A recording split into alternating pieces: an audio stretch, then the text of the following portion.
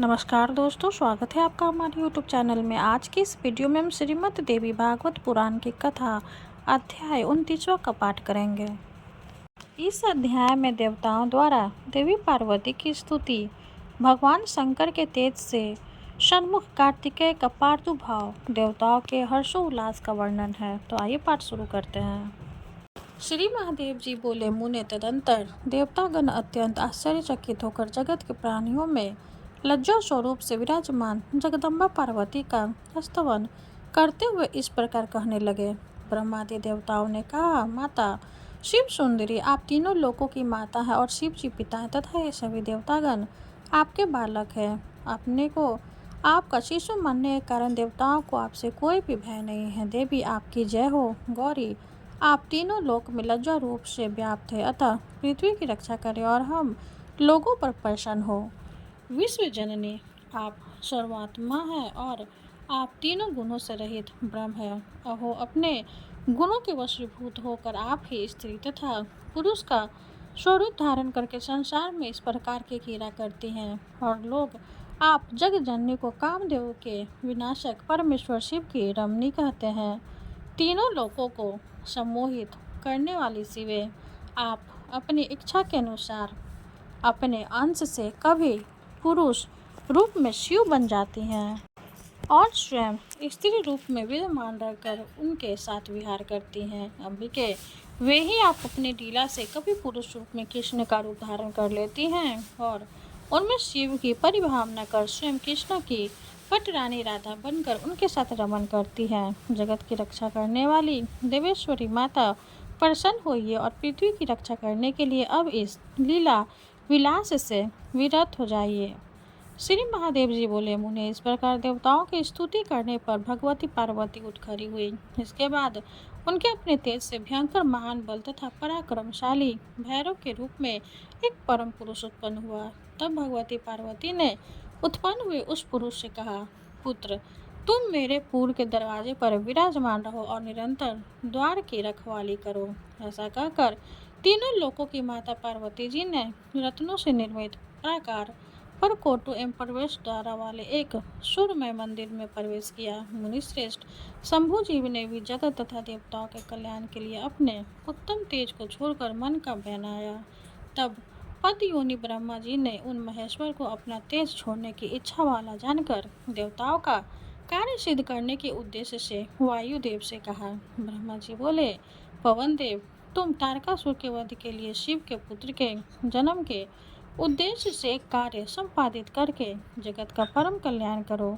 जब भगवान शिव पृथ्वी तल पर अपने रेत का त्याग करेंगे, तब तुम उसे वेग पूर्वक कमली के गर्भ से पहुंचा देना। श्री महादेव जी बोले, मुनिश्रेष्ठ, उनका ब्रह्मा का यह वचन सुनकर वेगशालियों में श्रेष्ठ पवन देव तेज ध्वनि के साथ अत्यंत वेग पूर्वक प्रभावित होने लगे। तदंतर भगवान शंभु ने रजतादिव के समान अपने रेत को अग्नि के सिर पर छोड़ दिया और वह अग्नि के लिए भी अहस हो गया। तत्पश्चात उन अग्निदेव ने महान ओजस्वी उस तेजो राशि को देवाधिदेव शिव के सरकानन में सहसा छोड़ दिया। उसके आधे भाग वायुदेव ने बलपूर्वक 6 भागों में विभक्त करके उसे अलग अलग 6 कीर्तिकाओं में स्थापित कर दिया। मुनिश्रेष्ठ, उस तेज ने उन कीर्तिकाओं के शोणित संसर्ग को प्राप्त किया और उसके बाद उनके गर्भाशय में प्रवेश किया। जो रेत अग्नि में छोड़ा गया था वह स्वर्ण हो गया और जो सरकानन में पड़ा था वह आज भी दिखाई देता है। मुनिश्रेष्ठ, वायु के द्वारा ले जाकर कीर्तिकाओं में स्थापित किए गए रेत को जब वे धारण करने में समर्थ न हो सकी, तब मुनिश्रेष्ठ उन सब ने उस रेत का त्याग कर दिया। तब उन भयंकर चित्त वाले कीर्तिकाओं ने उस शोणित रजस मिश्रित रेत को एकत्र कर काष्ठ कोष में रख करके गंगा जी में छोड़ दिया और उसे प्रजापति ने देखा। तदंतर प्रफुल्लित हृदय तथा प्रसन्न मन वाले पितामह ब्रह्मा जी उस काष्ठ कोष को लेकर पुनः अपने स्थान को चले गए। उस काष्ठ कोष के मध्य भाग में 12 भुजाओं, 12 नेत्रों और 6 मुखों से युक्त एक परम पुरुष उत्पन्न हुआ। उस ऐश्वर्य संपन्न परम पुरुष का शरीर स्वर्ण के समान कांति युक्त था। मुख विकसित कमल के समान थे। मुनिश्रेष्ठ, उस काष्ठकोश के मध्य से पार्वती पुत्र देवी के उस महान ओजस्वी पुत्र की उत्पत्ति जानकर ब्रह्मा जी ने उसका भेदन किया और वहां उस पुत्र को देखा। इस प्रकार आश्विन माह की पूर्णिमा तिथि को ब्रह्मलोक में तारकासुर के शत्रु महाबली शिवपुत्र का जन्म हुआ। उस शिवपुत्र के उत्पन्न होने पर लोक पितामह ब्रह्मा ने प्रसन्न होकर महान उत्सव कराया। उस समय तारका नामक असुर के मस्तक से उसका उज्ज्वल मुकुट और कुंडल पृथ्वी तल पर गिर पड़ा एवं उसका शरीर कांप गया। महान बल तथा पराक्रम वाले पार्वती पुत्र को उत्पन्न होने पर सभी दिशाएं प्रकाश से भर गई और देवता प्रसन्न मन वाले हो गए। ब्रह्मलोक में पार्वती के पुत्र को उत्पन्न हुआ जानकर भगवान नारायण वहां आकर आदर पूर्वक उसे देखा। इसी तरह इंद्र आदि अन्य प्रधान देवता तथा सभी ऋषिगण भी उमा पुत्र का जन्म सुनकर वहां आ गए। महामुनि तब प्रसन्नचित्त ब्रह्मा जी ने समस्त देवताओं के साथ मिलकर इस पार्वती पुत्र के नाम रखे। ब्रह्मा जी बोले, शिव जी का यह कीर्तिकाओं के गर्भ से उत्पन्न होने के कारण तीनों लोकों में कार्तिकेय इस नाम से विख्यात होगा। चूंकि वे कीर्तिकेय संख्या में 6 कही गई है, अतः संसार में इसका नाम पाशमातुर भी होगा। उन कीर्तिकाओं में क्षरित रेत संघ से इसकी उत्पत्ति हुई है, इसलिए यह लोक में अस्कंद नाम से भी विख्यात होगा। युद्ध क्षेत्र में यह तारकासुर का संहार करेगा, इसलिए लोक में इसका तारक वैरी यह नाम प्रसिद्ध होगा।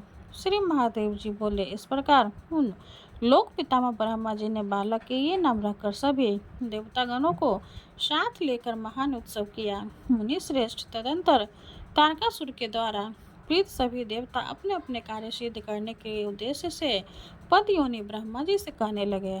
देवताओं ने कहा, प्रभु, तीनों लोकों ने नाथ ये शिवपुत्र कार्तिकेय जब तक स्वयं संग्राम में तारकासुर का वध नहीं कर देते तब तक आप इनके माता पिता से इनका परिचय मत कराइए, क्योंकि यदि पुत्र स्नेह के वशीभूत होकर भगवती पार्वती अथवा भगवान सदाशिव अपने पुत्र को रमन वन में भेजना नहीं चाहेंगे तब हम लोग क्या करेंगे। अतः प्रभु, संग्राम में तारक नाम दैत्य का शीघ्र संहार हो जाने के उपरांत आप इस पुत्र के जन्म के विषय में उन दोनों से बता दीजिएगा। श्री महादेव जी बोले, मुने, इस प्रकार भगवती पार्वती से उत्पन्न ज्येष्ठ पुत्र षडानन ब्रह्मपुर में रहने लगे और सभी देवता अपने अपने स्थान को चले गए। मुनि श्रेष्ठ, तारकासुर का वध करने वाले महाबाहु भगवती पुत्र कार्तिकेय का जिस प्रकार प्रादुर्भाव हुआ, यह सब मैंने आपसे कह दिया।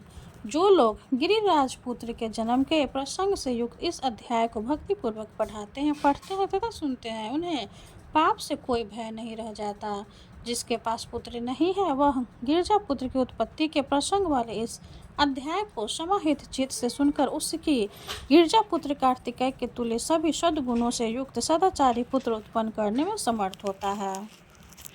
इस प्रकार श्री महाभागवत महापुराण के अंतर्गत श्री महादेव नारद संवाद में कार्तिकेय जन्म वर्णन नामक 29वां अध्याय पूर्ण हुआ।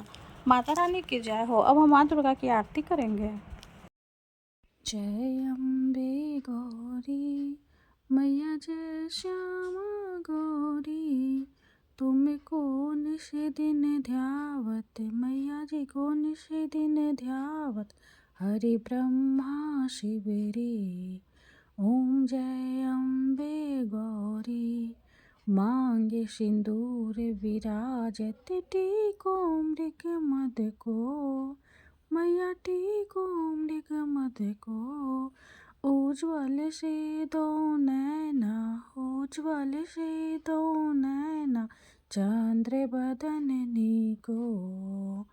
ओम जय अम्बे गौरी, कनक समान कलेवर, रक्तांबर राजय मैया, रक्तांबर राजय। रक्त पुष्प गले माला, रक्त पुष्प गले माला, कंठन पर साजय। ओम जय अम्बे गौरी, के हरिवाहन राजत, खरग खपर धारी मैया, खरग खपर धारी। सुर नर मुनि जन सेवत, सुर नर मुनि जन सेवत, तिनके दुख हारी। ओम जय अम्बे गौरी, कानन कुंडल शोभित नासाग्रे मोती, मैया नासाग्रे मोती। कोटिक चांद्र दिवाकर, कोटिक चांद्र दिवाकर, राजत सम ज्योति। ओम जय अम्बे गौरी, शुंभ निशुंभ बिदारे, महिषासुर घाती, मैया महिषासुर घाती। धूम्र विलोचन नैना, मधुर विलोचन नैना, निशिदिन मदिमाती। ओम जय अम्बे गौरी, चंड मुंड संहारे, शोणित बीज हरे, मैया शोणित बीज हरे। मधु कैटभ दो मारे, मधु कैटभ दो मारे, सुर भयहीन करे। ओम जय अम्बे गौरी, ब्रह्मणि रुद्राणी, तुम कमला रानी, मैया तुम कमला रानी। आगम निगम बखानी, आगम निगम बखानी, तुम शिव पटरानी। ओम जय अम्बे गौरी, 64 योगिनी गावत, नित्य करत भैरो, मैया नित्य करत भैरो। बाजत ताल मृदंगा, बाजत ताल मृदंगा, आरु बाजत डमरू। ओम जय अम्बे गौरी, तुम ही जग की माता, तुम ही हो भरता, मैया तुम ही हो भरता। भक्तन की दुख हरता, भक्तन की दुख हरता, सुख संपत्ति करता। ओम जय अम्बे गौरी, भुजाचार्य अति शोभित, वर मुद्राधारी, मैया वर मुद्राधारी। मन वांछित फल पावत, मन वांछित फल पावत, सेवत नर नारी। ओम जय अम्बे गौरी, कंचन थाल विराजत, अगर कपूर बाती, मैया अगर कपूर बाती। श्रीमाल के तुम राजत, श्रीमाल के तुम राजत, कोटि रतन ज्योति। ओम जय अम्बे गौरी, श्री अम्बे जी की आरती जो कोई नर गावे, मैया जो कोई नर गावे। कहत शिवानंद स्वामी, भजत शिवानंद स्वामी, सुख संपत्ति पावे। ओम जय अम्बे गौरी। माता रानी की जय हो। वीडियो अगर अच्छी लगे तो लाइक कर दे, चैनल को सब्सक्राइब कर दे। धन्यवाद।